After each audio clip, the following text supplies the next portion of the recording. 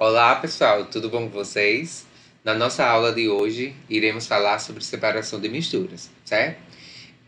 Para a gente compreender separação de misturas, a gente precisa compreender reconhecer alguns conceitos iniciais, certo?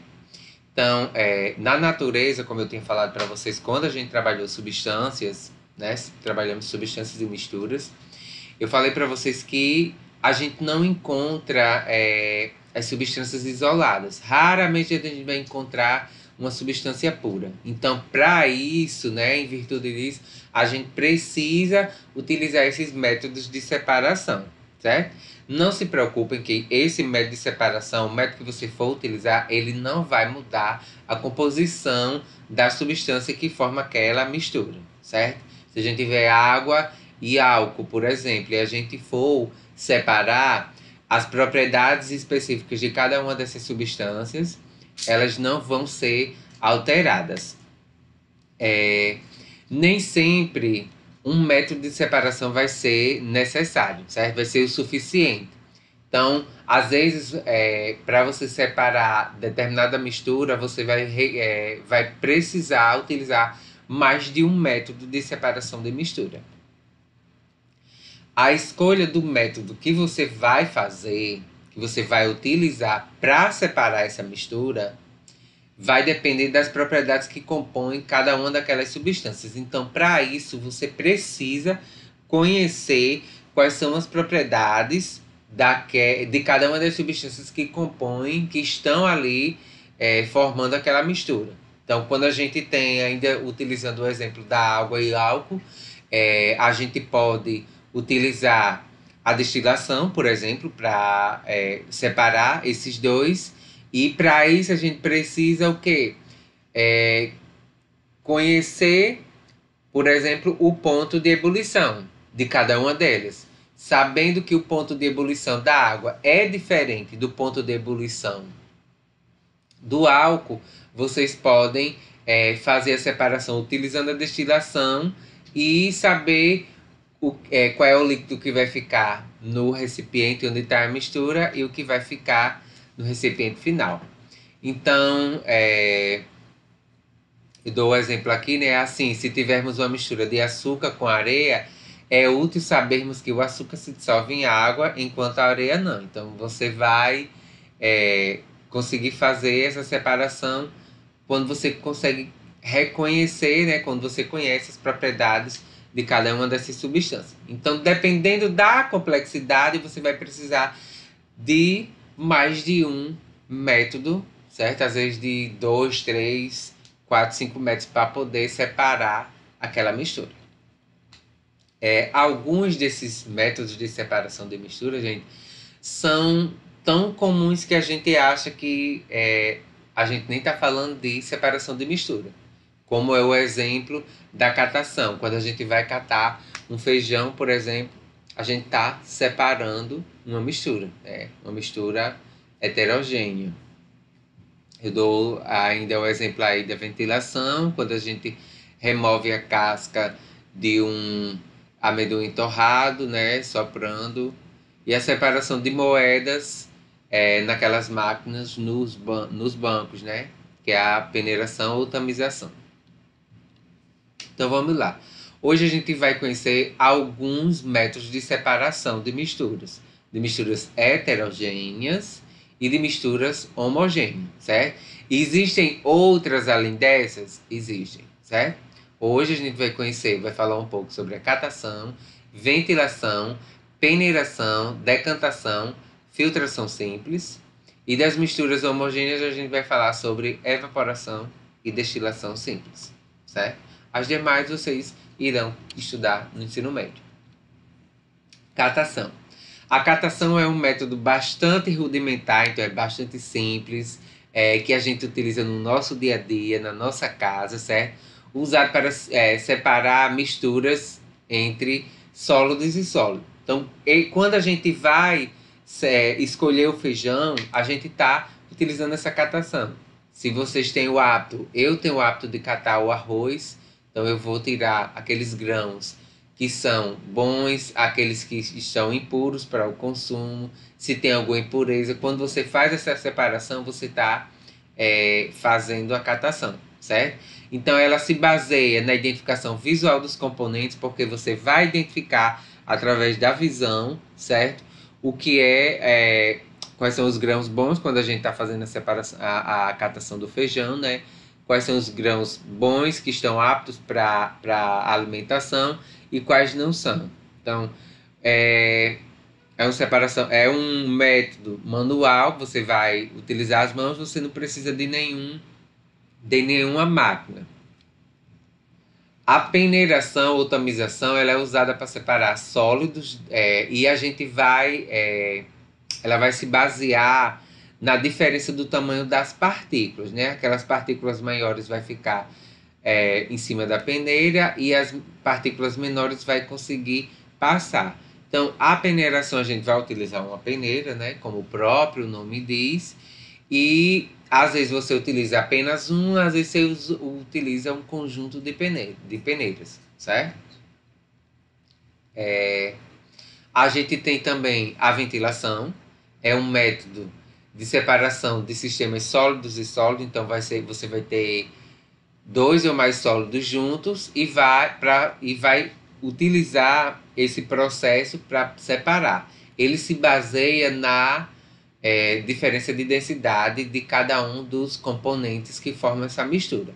Aqui na imagem eu estou mostrando o processo de separação das cascas do grão de arroz, certo? Então, o grão com a casca ainda fica sobre essa superfície e à medida que ele vai passando por aqui, rajadas de vento são liberadas para que a casca ela se separe do grão. O grão desce por ser mais denso e a casca por ser menos denso, ela vai junto com é expelida, né, separada da casca através da ventilação.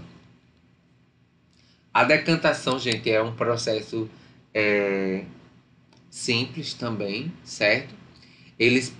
A gente pode ter misturas de sólidos e sólidos ou de líquidos, de sólidos e sólidos não, de líquidos e líquidos ou de líquidos e sólidos, certo? Onde aquela fase mais densa, ela vai se depositar no fundo do recipiente. Ai, peraí, eu não entendi. Aqui, gente, eu estou dando um exemplo do processo de formação da goma de tapioca, certo?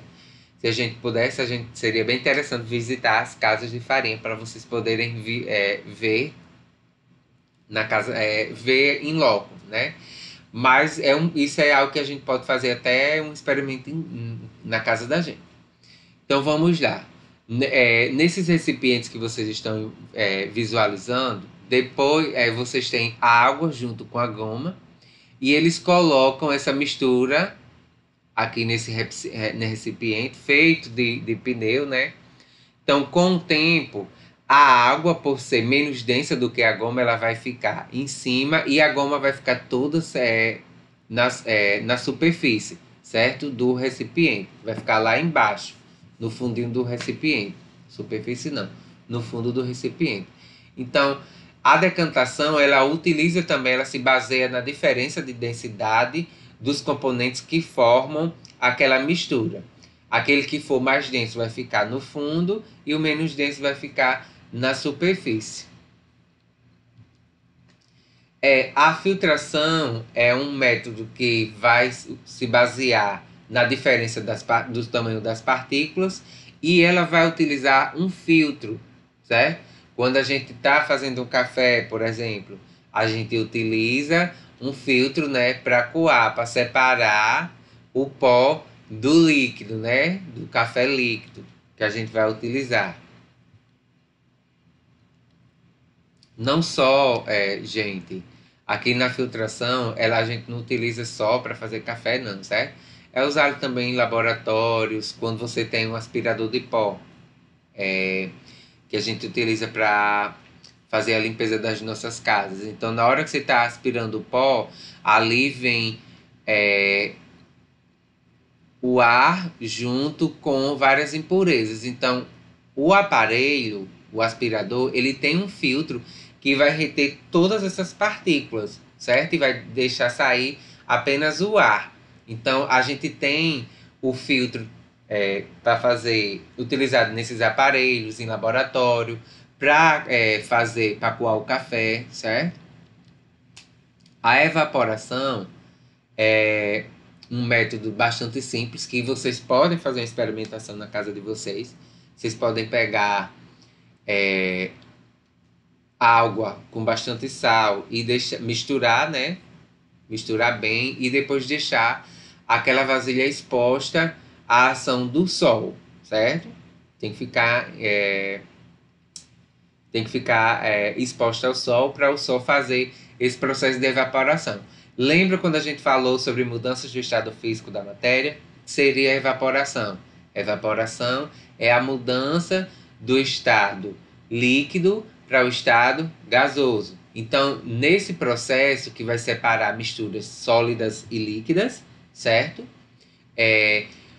Vai se basear na diferença do ponto de ebulição, aquele determinado, aí no caso da formação do sal de cozinha, ou nessa mistura que eu dei o exemplo para vocês que a gente pode fazer em casa, a água ela vai evaporar, ela vai passar para o estado gasoso, e o sal, ele vai ficar depositado, certo? Porque o seu ponto de ebulição é muito alto, ele não vai ser alcançado apenas com a ação do sol. Então, na formação do sal, lá vem eu com sol, a gente utiliza esse processo de evaporação, né? Então, é um método de separação de mistura sólido e líquido por evaporação do solvente, né? A gente vai... o solvente, que é aquele responsável por dissolver o soluto, ele vai ser evaporado. A destilação simples, eu vou explicar, é um método usado que a gente também vai se basear na diferença do ponto de ebulição do solvente, certo? Então, imagine que a gente tivesse aqui é um destilador, certo?